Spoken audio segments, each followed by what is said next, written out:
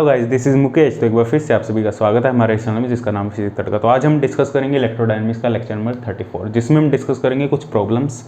अभी तक हमने जो मैग्नेटोस्टैटिक्स में टॉपिक किए हैं उनमें जो हमने मैग्नेटिक फील्ड फाइंड किया अलग अलग करंट कैरिंग एलिमेंट की वजह से, कौन कौन से करंट कैरिंग एलिमेंट थे हमारे पास। एक स्ट्रेट वायर थी, स्ट्रेट वायर की वजह से हमने एक फाइनाइट स्ट्रेट वायर थी, उसकी वजह से हमने किसी पॉइंट पी पे मैग्नेटिक फील्ड कैलकुलेट किया था। हमने एक सर्कुलर लूप की वजह से उसके सेंटर पे मैग्नेटिक फील्ड कैलकुलेट किया था। सर्कुलर लूप की एक्सिस पे हमने मैग्नेटिक फील्ड कैलकुलेट किया था। और हमारे पास जो सोलेनॉइड थी हमारे पास लॉन्ग सोलेनॉइड या एल लेंथ की सोलेनॉइड थी जिसके ऊपर एन टर्न्स थे, उसकी वजह से हमने मैग्नेटिक फील्ड कैलकुलेट किया था। ठीक है, और इस पर कुछ प्रॉब्लम्स भी हमने डिस्कस की थी। तो इस लेक्चर में भी हम कुछ प्रॉब्लम्स, अच्छी प्रॉब्लम, कुछ जो लेवल की प्रॉब्लम होगी, जो नेट जेआरएफ या आईआईटी जैम से रिलेटेड प्रॉब्लम होगी, जो पूछी जाती है उन एग्जाम में, उससे रिलेटेड जो प्रॉब्लम है वो डिस्कस करते हैं। तो हमारे पास जो फर्स्ट प्रॉब्लम है, यहाँ पे 2 प्रॉब्लम है, 2 प्रॉब्लम और करेंगे इसके बाद हम। ठीक है, जो फर्स्ट प्रॉब्लम है हमारे पास वो ये है। देखो क्या प्रॉब्लम है। फर्स्ट प्रॉब्लम हमारे पास जो फर्स्ट प्रॉब्लम है वो ये है, हमारे पास एक वायर है जिसमें करंट आई फ्लो कर रहा है। ठीक है, एक वायर है हमारे पास जिसकी विड्थ W है और जिसमें करंट I फ्लो कर रहा है। ये वायर है, इन्फिनाइट वायर है, इन्फिनिटी वायर है, W विड्थ है और करंट I फ्लो कर रहा है इस वायर के अंदर। तो इस वायर की वजह से, जिसकी विड्थ W है, जिसमें करंट I फ्लो कर रहा है, इस वायर की वजह से इस पॉइंट P पर इलेक्ट्रिक फील्ड क्या होगा। ये लॉन्ग वायर है, इन्फिनिटी वायर। अब हमें पता है जो थिन वायर होती है उसकी वजह से किसी पॉइंट P पर, जो इन्फिनिटी थिन वायर होती है उसकी वजह से किसी पॉइंट P पर D डिस्टेंस पे हमें जो मैग्नेटिक फील्ड पता है वो क्या होता है, म्यू नॉट आई अपॉन, यदि आई करंट फ्लो कर रहा है इसमें, 2 पाई डी ये हमारे पास मैग्नेटिक फील्ड होता है थिन वायर की वजह से। ये थिक वायर है जिसकी कुछ विड्थ है W। ठीक है, तो हम क्या मानेंगे, हम क्या कंसीडर करेंगे, इसको कंसीडर करेंगे ये बहुत सारी थिन वायर से मिलके बनी हुई है। तो हमने एक थिन वायर कंसीडर कर ली। ठीक है, जो इस P पॉइंट की जो डिस्टेंस है इस थिन वायर से वो x डिस्टेंस है, और ये जो थिन वायर है इसकी जो थिकनेस है वो dx ले ली हमने, थिकनेस dx ले ली, और इसकी जो डिस्टेंस है P पॉइंट से वो x ले ली हमने। ठीक है, तो इस वायर से हम पहले मैग्नेटिक फील्ड कैलकुलेट करेंगे। ठीक है, पहले हम कैलकुलेट करेंगे इसके अंदर करंट कितना फ्लो कर रहा है, करंट पर यूनिट विड्थ कितना होगा, current per unit width, per unit width जो करंट होगा हमारा वो होगा I बाय ओमेगा। तो ये जो dx थिकनेस की हमारे वायर है इसके अंदर करंट कितना होगा, ds थिकनेस की वायर के अंदर जो करंट होगा वो होगा I by omega into dx। ये हमारे पास करंट होगा जो इस dx थिकनेस की वायर से फ्लो कर। अब इसकी वजह से मैग्नेटिक फील्ड यहाँ पे dB क्या होगा, इसको हमने मान लिया dB मैग्नेटिक फील्ड है। जो dx थिकनेस की एक वायर है, लॉन्ग वायर है, उसकी वजह से जो मैग्नेटिक फील्ड, ये फॉर्मूला अप्लाई करेंगे, म्यू नॉट I की जगह हम पुट करेंगे ये I by omega into dx, और डिस्टेंस है 2 पाई x। अब इसको हम इंटीग्रेट कर देंगे, ये डिस्टेंस a है। अब इसको इंटीग्रेट कहाँ से कहाँ तक करेंगे, हम लिमिट क्या लगाएंगे, x की लिमिट हमें लगानी है a to a plus omega, a to a plus omega. मतलब ये थिन वायर से हमने अलग अलग थिन वायर से कंसीडर इसको कर लिया, अलग अलग थिन वायर से मिलके ही कंप्लीट वायर बनी हुई है जिसकी थिकनेस ओमेगा है। तो ये आएगा हमारे पास mu naught I by omega into 2 pi dx by x. इसको सॉल्व कर सकते हैं, log x आ जाएगा ये mu naught I upon 2 pi omega log x log a plus omega upon a। ये हमारे पास मैग्नेटिक फील्ड आ जाएगा due to this wire of thickness omega, और इसके अंदर जो करंट है वो टोटल करंट I फ्लो कर रहा है। ठीक है, इसकी वजह से हमने मैग्नेटिक फील्ड कैलकुलेट कर रही है। ये हमारा फर्स्ट क्वेश्चन था, फर्स्ट प्रॉब्लम थी। सेकंड प्रॉब्लम हमारे पास क्या है, हमारे पास एक सोलेनॉइड है, वी हैव ए सोलेनॉइड। ठीक है, ये सोलेनॉइड है जिसमें I करंट फ्लो कर रहा है। जो I करंट है वो हमें गिवन है 5 × 10⁻³ इसमें 1000 टर्न्स है, इसके अंदर टोटल 1000 फेरे हैं इसके अंदर। इसकी जो रेडियस है वो है 0.6 मीटर, और इसकी जो लेंथ है सोलेनॉइड की वो है 0.4 मीटर। मतलब इसकी रेडियस ज़्यादा है लेंथ से, इसकी जो रेडियस है वो लेंथ से ज़्यादा है। ठीक है, the magnetic field on the axis at the middle and the at the end of the solenoid, दोनों पॉइंट पे हमें मैग्नेटिक फील्ड कैलकुलेट करना है। इसकी एक्सिस के ऊपर पहले मिडल पॉइंट पे, और फिर हमें कैलकुलेट करना है किसी एंड पॉइंट पे। पहले हम मिडल पॉइंट पे कैलकुलेट करते हैं। ये मान लो हमारे पास सोलेनॉइड है, इसके मिडल पॉइंट पे कैलकुलेट करते हैं मैग्नेटिक फील्ड, इस पॉइंट पे। तो हमें देखो मैग्नेटिक फील्ड का फॉर्मूला हमने जो लास्ट लेक्चर था उसमें कैलकुलेट किया था, mu naught Ni/2 cos alpha plus cos beta. ये हमने मैग्नेटिक फील्ड का फॉर्मूला कैलकुलेट किया था। ये अल्फ़ा एंगल था हमारा, ये हमारा बीटा एंगल था, cos alpha plus cos beta. ये हमारे पास एंगल थे, आई करंट था, एन था number of turns per unit length. तो जो एन आ जाएगा हमारे पास वो आ जाएगा N/L। एन है हमारे पास 1000 और बाई इसकी लेंथ है 0.4 मीटर। ये तो हमारे पास एन आ जाएगा, एन की वैल्यू पुट कर देंगे, आई की वैल्यू पुट। अल्फ़ा और बीटा क्या होगा, देखो अल्फ़ा क्या होगा, ये जो डिस्टेंस है रेडियस 0.6 मीटर इन्होंने दी है, और ये जो कंप्लीट लेंथ है वो है इसकी 0.4 मीटर। तो हाफ लेंथ कितनी होगी इस पॉइंट पे से, ये होगी 0.2 मीटर। तो ये वाली जो लेंथ होगी ये वाली, ये होगी 0.2 मीटर। तो कोस अल्फ़ा निकाल सकते हैं हम। कोस अल्फ़ा क्या होगा हमारे पास, कोस अल्फ़ा होगा हमारे पास, कोस अल्फ़ा होता है हमारे पास बेस अपॉन हाइपोटेनस। हाइपोटेनस क्या है, 0.6 whole square plus 0.6 whole square plus 0.2 whole square. ठीक है, ये हमारे पास कोस अल्फ़ा आएगा। और कोस बीटा क्या आएगा, कोस बीटा भी सेम ही आएगा हमारे पास, इधर भी ये 0.2 होगी, और ये जो डिस्टेंस है ये 0.6 होगी, और ये डिस्टेंस 0.2 होगी। तो सेम ही कोस बीटा आएगा हमारे पास 0.2 upon 0.6 whole square plus 0.2 whole square. तो ये वैल्यू यहाँ पुट कर देंगे इसमें इक्वेशन में। तो हमारे पास जो मैग्नेटिक फील्ड आ जाएगा यहाँ पे, यहाँ नीचे लिख देता हूँ, मैग्नेटिक फील्ड आएगा हमारे पास mu not upon 4 pi, mu naught upon जो मैग्नेटिक फील्ड आएगा यहाँ पे, मैग्नेटिक फील्ड आ जाएगा म्यू नॉट, एन है हमारे पास 1000 इंटू 5 इंटू 10⁻³ अपॉन 2 इंटू 0.4, क्योंकि L लिख दिया हमने 0.4। अब cos alpha plus cos beta, इसको 2 से मल्टीप्लाई कर देंगे, 2 कोस अल्फ़ा, यहाँ नीचे लिख देता हूँ multiply 2 cos alpha. Cos alpha की वैल्यू ये पुट कर देना डायरेक्ट। ये वैल्यू सॉल्व कर लेंगे, ये सॉल्व कर लेना तुम। यहाँ पे जो म्यू नॉट अपॉन 4 पाई होगा वो होगा हमारे पास 10⁻⁻⁷, या म्यू नॉट को लिख सकते हो तुम 4 पाई इंटू 10⁻⁷। ये वैल्यू तुम्हें पता है, पता होनी भी चाहिए। म्यू नॉट की जो वैल्यू है वो है 4 पाई इंटू 10⁻⁷। ठीक है, ये वैल्यू पुट करके यहाँ पे मैग्नेटिक फील्ड की वैल्यू तुम कैलकुलेट कर सकते हो। ये कैलकुलेट कर लेना, कैलकुलेशन है जस्ट। अब हम कैलकुलेट करेंगे किसी एंड पॉइंट पे। एंड पॉइंट पे मैग्नेटिक फील्ड क्या होगा, देखो एंड पॉइंट पे हमें मैग्नेटिक फील्ड कैलकुलेट करना है। एंड पॉइंट पे देखो, यदि हम एंड पॉइंट पे कैलकुलेट करते हैं, इस पॉइंट पे मान लो हम मैग्नेटिक फील्ड कैलकुलेट कर रहे हैं, तो एक एंगल इस पॉइंट से, ये जो एंगल होगा अल्फ़ा वो तो 90 हो जाएगा। जो अल्फ़ा एंगल होगा हमारा ये तो 90 डिग्री हो जाएगा, और जो बीटा एंगल होगा इस पॉइंट से, ये बीटा एंगल, ये हमें कैलकुलेट करना पड़ेगा। जो बीटा एंगल होगा कोस बीटा क्या होगा हमारे पास, ये तो होगा हमारे पास 0.6 अपॉन हाइपोटेनस है हमारे पास, ये है 0.4 कंप्लीट लेंथ। तो ये आ जाएगा 0.4 स्क्वायर प्लस 0.6 होल स्क्वायर।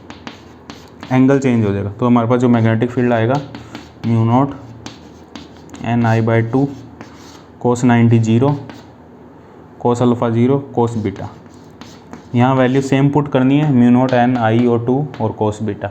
ठीक है, तो यहाँ से हम मैग्नेटिक फील्ड कैलकुलेट कर सकते हैं। ठीक है, इस टाइप से हम ये क्वेश्चन डिस्कस करेंगे। देखो अल्फ़ा और बीटा तुम्हें पता होना चाहिए कौन सा एंगल है, अल्फ़ा और बीटा तुम्हें पता होना चाहिए कौन सा एंगल है। यहाँ पे इसलिए लिखा है cos alpha plus cos beta. कई केस में ऐसा भी दिया हो सकता है, देखो कई बुक्स में ऐसे भी एंगल लिखा होता है। ये पॉइंट P है, इसको मान लेते हैं ये θ1, और इस एक्सिस को यहाँ से जो ये एंगल बनता है इसको मान लेते हैं θ2। तो कई बार ये लिखा होता है म्यू नॉट Ni, जो मैग्नेटिक फील्ड का फॉर्मूला होता है, कोस θ1 माइनस कोस θ2। ये भी फॉर्मूला सही है, ये भी यूज़ कर लेते हैं। और ये भी तुम्हें एंगल पता होना चाहिए हम कौन सा एंगल कंसिडर कर रहे हैं, उस हिसाब से तुम्हें ये फॉर्मूला है वो लिखना है। ठीक है, अब हम डिस्कस करते हैं नेक्स्ट। देखो ये हमारे पास क्वेश्चन नंबर 3 है, जिसमें हमें क्या गिवन है, we have a n polygon. ठीक है, हमारे पास एक एन पॉलीगन है। एन पॉलीगन का मतलब जिसमें एन एक्सिस है हमारे पास। एक जैसे हमारे पास ट्राइंगल होता है, जैसे हमारे पास स्क्वायर होता है, पेंटागन होता है, हेक्सागन होता है, वैसे हमारे पास एन साइडेड है। और इसको एक सर्कल से हमने कवर किया जिसकी रेडियस आर है। यहाँ पे एन साइड है हमारे पास, जिसकी डिस्टेंस, यहाँ पे जो डिस्टेंस है इसकी डी मान लो, ये जो डिस्टेंस है वो डी है।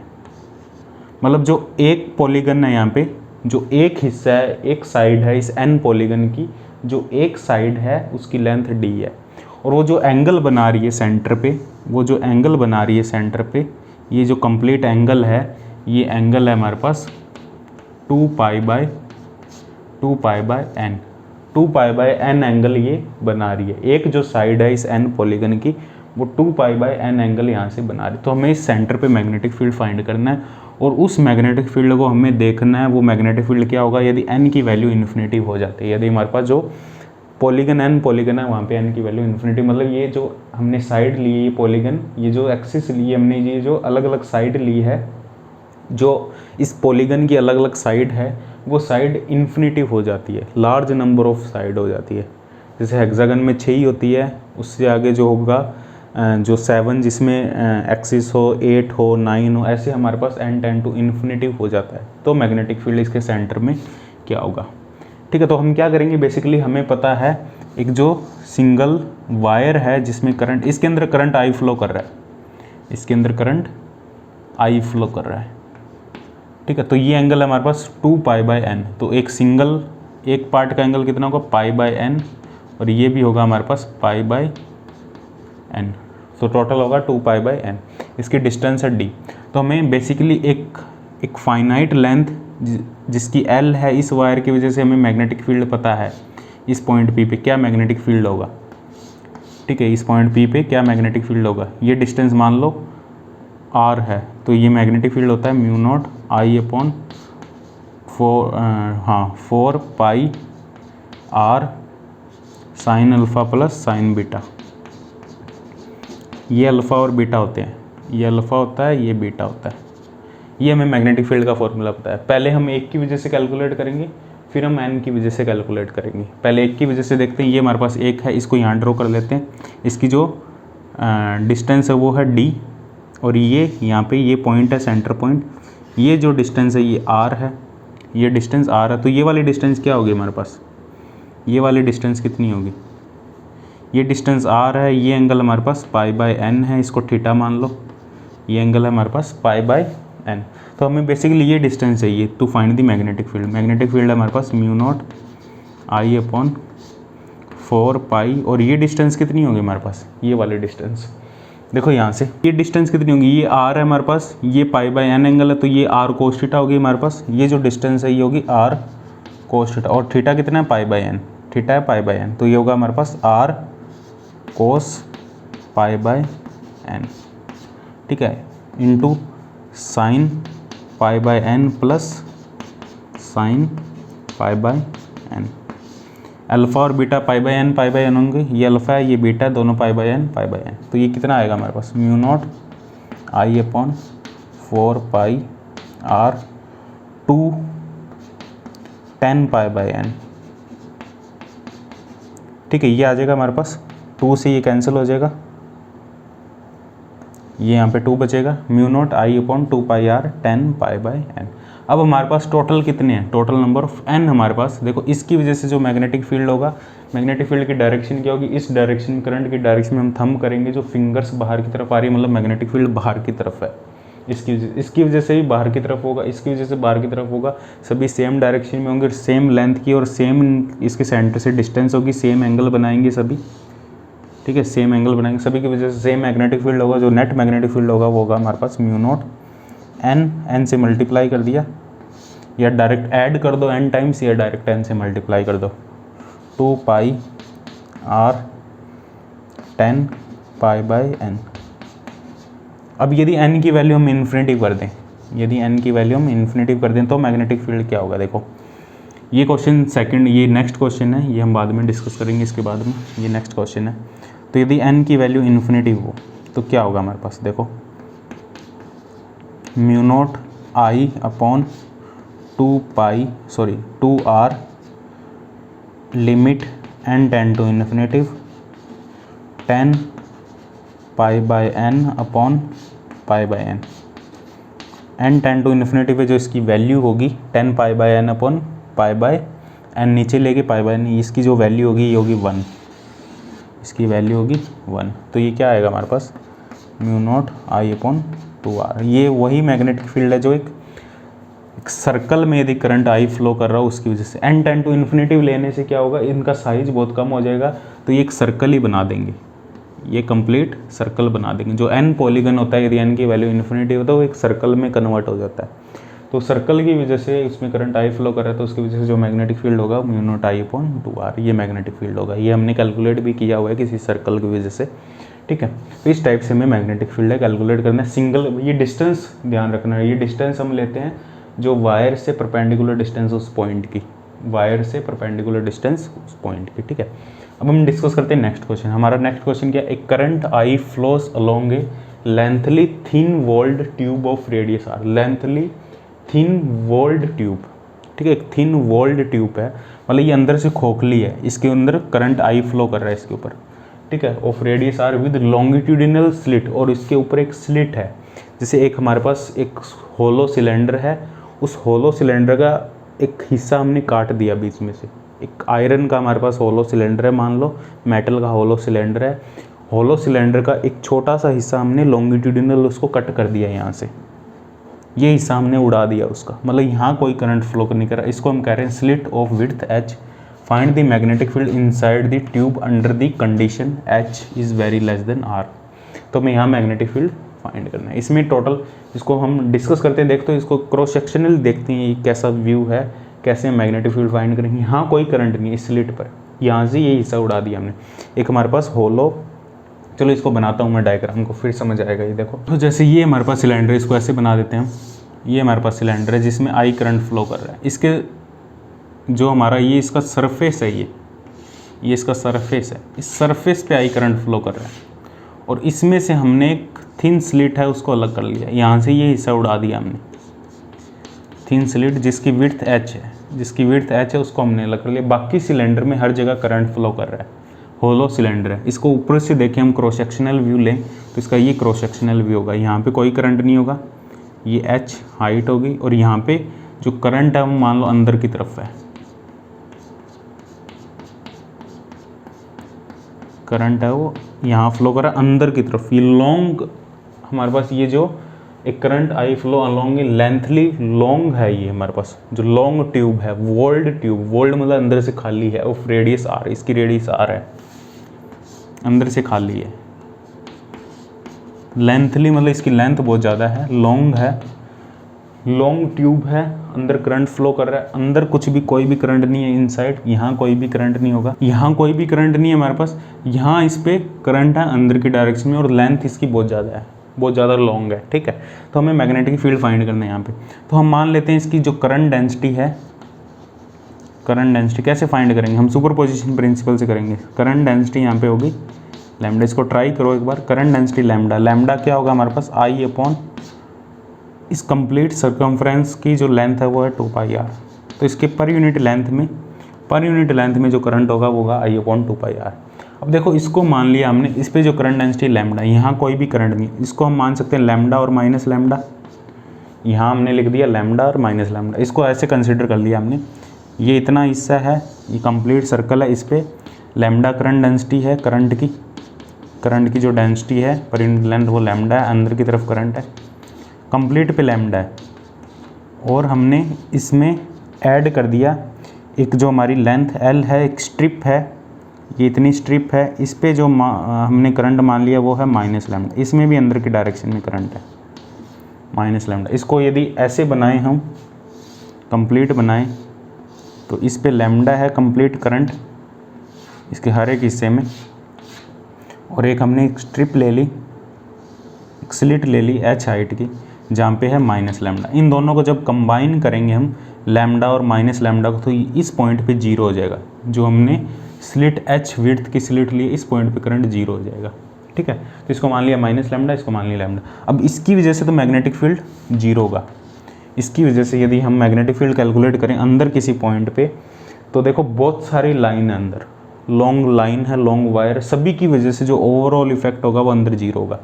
देखो एक करंट हमारे पास ये वायर है, ये वायर है, ये वायर है, ये वायर है, ऐसे सर्कल में है, ऐसे सर्कल में सिलेंडर में बहुत सारी वायर है, तो सभी की वजह से जो इफेक्ट होगा वो टोटल इफेक्ट अंदर यहाँ पे जीरो होगा। सोच के देखो, मैग्नेटिक फील्ड एक वायर की वजह से इस डायरेक्शन में होगा, एक वायर की वजह से मान लो इस डायरेक्शन में होगा, दूसरी वायर की वजह से इस डायरेक्शन में, एक वायर की वजह से इधर, एक वायर की वजह से इधर, जो ओवरऑल इफेक्ट है वो नेट जीरो होगा। इसकी वजह से क्या होगा, इसकी वजह से किसी पॉइंट पे ये हमारे पास h विड्थ की एक वायर है जिसकी वजह से मैग्नेटिक फील्ड यहाँ किसी पॉइंट पे क्या होगा, इसकी वजह से जो मैग्नेटिक फील्ड होगा वो होगा, इसमें करंट कितना फ्लो कर रहा है, इसमें जो करंट एक्चुअल में कोई करंट नहीं है यहाँ पे, लेकिन हमने मान लिया इसको माइनस लैम्डा डेंसिटी है इस पर। टोटल हमने सुपरपोजिशन प्रिंसिपल से कर रहे हैं ना, हम इलेक्ट्रोस्टैटिक्स में भी किया था हमने सुपरपोजिशन प्रिंसिपल, जो कोज है उसको दो हिस्सों में डिवाइड कर लो तो उसके अलग अलग इफेक्ट कैलकुलेट कर लो, दोनों इफेक्ट को जोड़ दो। इसकी वजह से जो मैग्नेटिक फील्ड है इस पॉइंट पे वो होगा B1 = 0।